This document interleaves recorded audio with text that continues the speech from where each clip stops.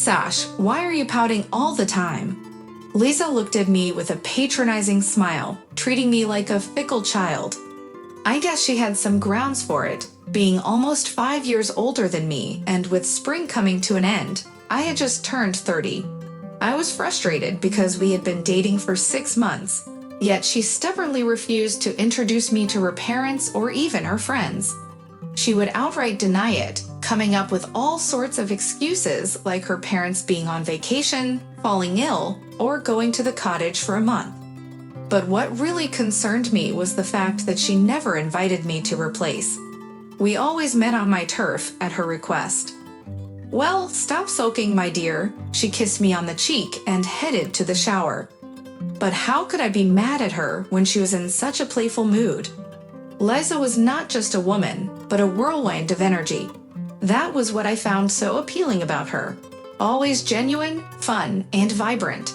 And once again, she scattered her belongings all over the room. I picked up her jeans from the floor, but her red passport slipped out of the back pocket.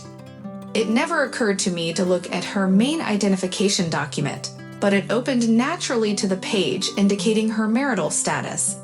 It felt like I was suddenly consumed by fire.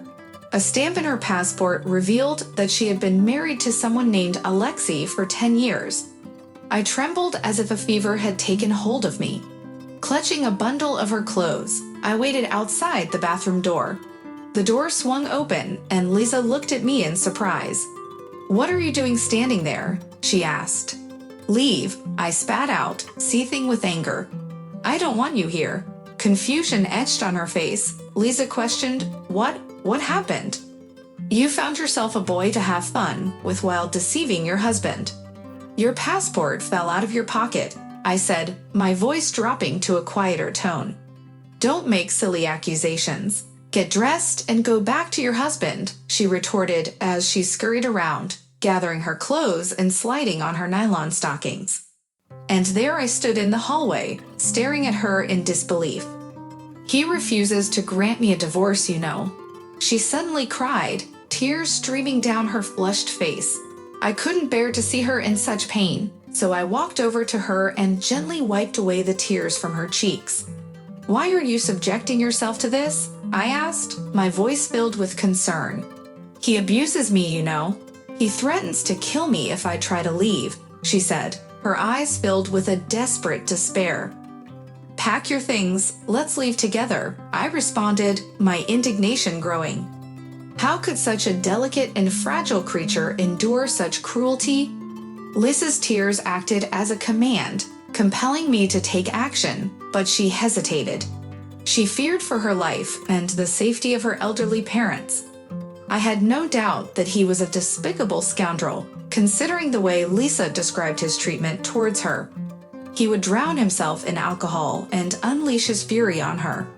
He would even bring his drinking buddies home, subjecting her to further humiliation. Of course, I couldn't leave her in that situation. For the next week, I pondered on how to obtain her address so that I could confront this domestic tyrant face to face on Lisa's birthday. I wrote her a message early in the morning, and she initially responded. However, by lunchtime, her replies ceased, filling me with unease. I didn't know what kind of present her husband had in mind for her. To calm my racing nerves, I decided to take a stroll. My legs guided me on familiar paths, seemingly on autopilot.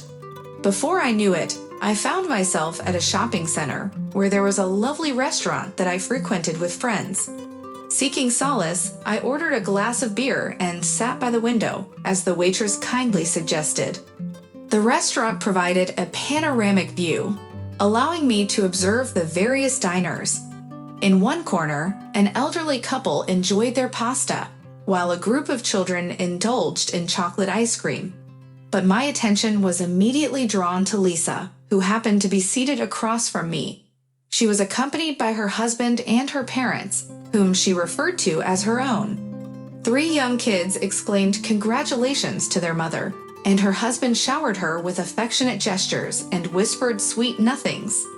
However, Lisa retorted with impatience, insisting that he should stop talking as she had heard enough of him at home. His eyes timidly averted, he agreed. I could see the fear in Lisa's eyes when she glanced up, aware that I had read her text messages. She was afraid that I might cause a scene and expose her deceitful game. I sent her another message, informing her that I was waiting by the restroom and playfully questioning who the true tyrant was. As she cautiously made her way down the narrow aisle, she tried to explain, "You don't understand anything, Sasha. I'm tired, and I don't love him." I didn't approve of her behavior and scolded her. "You should be ashamed of yourself for speaking ill of your own husband. He wouldn't harm a fly, yet you terrorize him. What has he done to deserve such treatment?" With that, I left her presence. Despite her attempts to reach out and share news stories of her husband's infidelity or impotence, I deleted her messages and eventually blocked her. In the end, I have learned one important lesson. Actions speak louder than words. Despite wanting to believe in the tale of an unhappy wife, the reality in her passport stamp served as a sobering truth.